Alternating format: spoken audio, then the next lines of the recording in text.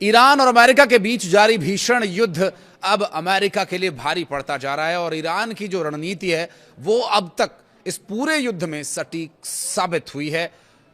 पूर्व supreme leader की शहादत के बाद से जो हालात बने, ईरान ने किसी भी मौके पर कोई ऐसा काम नहीं किया जिससे कि अमेरिका और इजराइल को उन्हें किसी भी तरह से कमजोर दिखाने का मौका मिले। और पूर्व सुप्रीम लीडर की शहादत के बाद इजराइल और अमेरिका की एजेंसीज वर्तमान सुप्रीम लीडर की तलाश में जुटी हुई हैं। एजेंसीज अपना माथा पीट ले रही हैं कि आखिर मुज्तबा अली खामेनेई है कहां, और इन एजेंसीज को इनके आका अब निकम्मा बताने लगे हैं।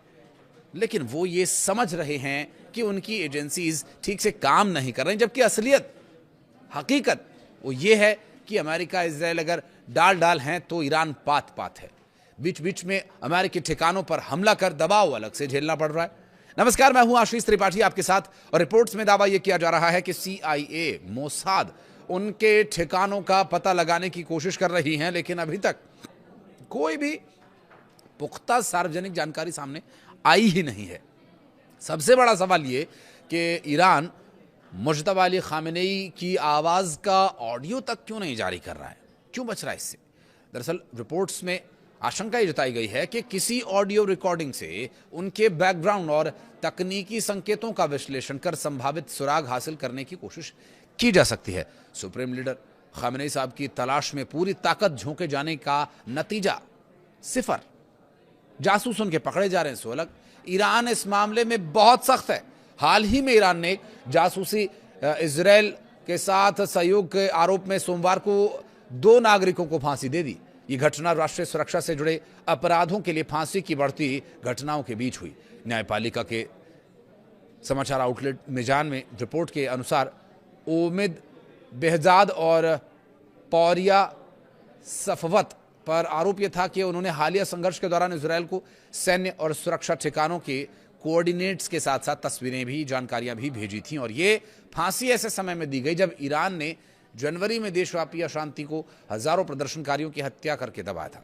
अब उसके ठीक बाद 28 फरवरी को अमेरिका और इजराइल ने उस पर नए हमले कर दिए। अमेरिकी प्रेसिडेंट डोनाल्ड ट्रंप ने कहा था कि सोमवार को ईरान के साथ बातचीत होगी, लेकिन ईरान के विदेश मंत्रालय के प्रवक्ता इस्माइल बगई ने सोमवार को कहा कि फिलहाल अमेरिका के साथ कोई बातचीत नहीं होगी।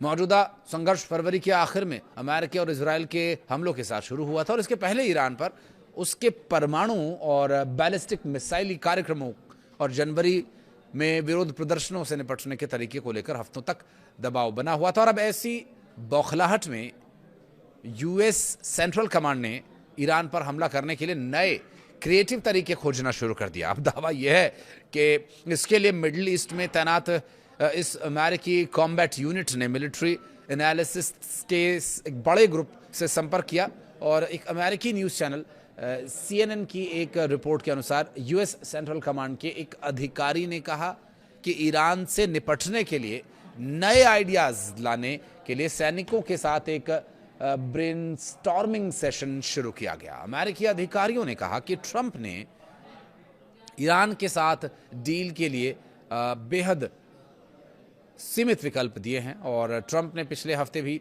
ईरान पर भयंकर हमले की चेतावनी दी थी। लेकिन सऊदी अरब के क्राउन प्रिंस मोहम्मद बिन सलमान अल सऊद के फ़ोन के बाद उन्होंने इन हमलों को रद्द कर दिया। ट्रंप बार बार ईरान पर हमले तेज़ करने की धमकी दे रहे हैं, लेकिन अमेरिका के सबसे शक्तिशाली हथियारों में से भी कुछ बहुत ज़्यादा हासिल कर नहीं पाए। सूत्रों ने बताया कि अमेरिका को शायद अब ज़मीन पर सैनिक उतारने पड़े, लेकिन ट्रंप इसके लिए तैयार नहीं है। ईरान पर हमलों का कोई उचित परिणाम नहीं दिखने पर ट्रंप सिर्फ एक प्रतीकात्मक जीत के साथ युद्ध खत्म करने पर भी विचार कर रहे हैं। एक सूत्र ने कहा कि ट्रंप ऐसी जगह पर हमला कर सकते हैं जिसे पहले भी निशाना बनाया गया हो, ताकि एक प्रतीकात्मक जीत मिल सके और वे युद्ध से बाहर निकल सकें। वर्तमान में इन सब के पीछे बड़ी जो वजह है वो तेल गैस आपूर्ति पर ईरान की मजबूत पकड़ माना जा रहा है। दरअसल ट्रंप ने युद्ध खत्म करने के प्रस्ताव के बीच ईरान की तरफ से स्ट्रेट ऑफ हॉर्मुज को पूरी तरह से खोले जाने का दावा किया था, लेकिन अब ईरान ने ऐसे किसी भी बयान और रिपोर्ट्स को पूरी तरह से खारिज कर दिया। ईरान ने साफ कर दिया कि जब तक अमेरिका की कार्रवाई जारी रहेगी तब तक किसी भी हाल में हॉर्मुज खुलने वाला नहीं है। अब हुर्मुज पर पकड़ बनाए रखने के लिए अमेरिका क्या कुछ नहीं कर रहा है, ये तो किसी से छिपा है नहीं। लेकिन ईरान की रणनीति की दाद देनी होगी। जो मर्जी कर ले अमेरिका इजराइल, लेकिन गल्फ कंट्रीज को निशाने पर लेकर खाड़ी देशों के दबाव की वजह से अमेरिका वैसे ही पीछे हटने को तैयार है। अब देखना ये होगा कि ये पीछे हटना वाकई अमल में लिया जाता है या फिर ये परिस्थितियां इसी तरह से कुछ और दिन बनी रहने वाली हैं। आप कुछ कहना चाहें तो जरूर बताइएगा। वीडियो को यहाँ तक देखने के लिए बहुत बहुत धन्यवाद।